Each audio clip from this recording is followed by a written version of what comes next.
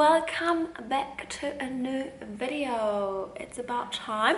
Sorry if you can see my spray tan line. I feel like my arm is still a little bit tan, but my face is not. Anyway, that's not the topic of this video. I asked you a few weeks ago for questions for my YouTube video, and here we go. I got the answers here on my laptop, and I'm gonna go through your questions. So question number one, or like one of the questions, I didn't put them in any order, but it's a question: are you judgmental? And I would say, like, I'm like the least judgmental person, or I try not to judge people, because I feel like I know from my experience, every person has their own story, and every person goes through different things in life. Maybe you've read my book. I talk about it in my book as well, how we never know what someone else is going through, and that's why we can't judge other people's decisions, opinions. So everyone's fighting their own battle, so it doesn't make sense to judge others. Because first of all, it's so much negative energy if you always judge people. It doesn't bring you anything, and I feel like that's one thing I think. Judging others says so much more about you or yourself. Is that how you say it? Like, judging others says way more about you than about the other person, if that makes sense. Yeah. So I would say I'm not judgmental. You might hear the freezer in the background. Sometimes it does weird noises. So the next question is, are you an introvert or extrovert? Extrovert? I don't know how to say it, is it? Anyway, I'd say with the right people, I'm an extrovert, but in a new group, I'm an introvert. So I observe and have to get to know the people until I get out of my shell. The next question is about New Zealand. What is your New Zealand bucket list must-dos? So I think this is a really good one, but also a really tough one, because there's so much to do in New Zealand. I haven't been on the South Island since I'm back in New Zealand. So I did a trip on the South Island 2014-15, but since I'm back in New Zealand since 2019, I haven't been to the south, but there are a lot of beautiful places there. But I'm just gonna focus on the North Island now, because that's what I've recently done. So my number one place I really love is Raglan. I just feel like it is such a cool space. I like the vibe, I like the people, I like the whole feeling, like when you're in Raglan. And I love surfing. I mean, I'm not a surfer. I wouldn't call myself a surfer, but Raglan is definitely one of my favorite places. I really like the Mount. I again like the whole vibe of the Mount. It's more like a holiday place. I really like it. I'm not the biggest fan of Auckland, but I think that's mainly because it's so similar to European cities, or quite similar. So I'm more like the outdoor girl, I would say. Although I like a little city trip every now and then. What else on my list? Up north in Auckland, there's a beach called Bethel's Beach that I absolutely love, and I want to take my parents there when they come and visit. On the way down from Auckland, there's Waihi Beach, that's like between Tauranga and Auckland, I think.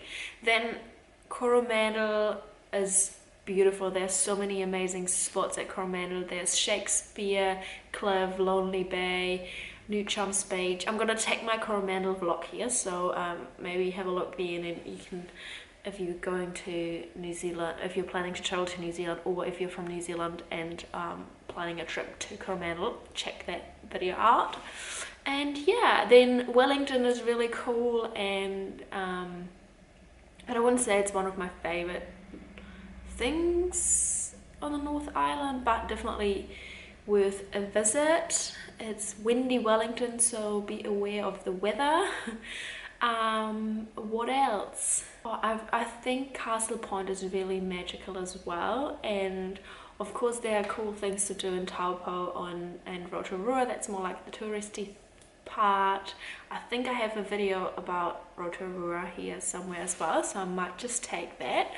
And yeah, these are like the few places on the North Island, which are mainly which are mainly the main cities as well. But I have some videos about those places, so just check them out if you wanna know more in depth about those places. I feel like my brain again is faster than my mouth, so I want to say things and it doesn't come out. But anyway, a question that I found really deep and good is, what would you do if today was your last day? And I thought about it, and I think I would spend it like my favorite Sunday, like sleeping in, having a coffee in bed, going out for breakfast, doing like the ordinary things which are not ordinary, or like the simple little things that are not simple and little things, because in the end it's the little things. I've said the little things quite a lot right now, but I would just spend it like really mindful and soaking everything in, like the normal things that we often take for granted. I think that's how I would like to spend my last day, with my loved ones, friends, and doing the little things. If you could change one thing about society, what would it be? One thing that I would change is stop putting people into boxes. Is that how you would say it? Like, each of us is individual and you can't put us in boxes. And I would also stop mandates and this whole shit. But I can't. But I hope society changes itself soon. Question that is easy to answer: would you be friends with your parents if they were your age?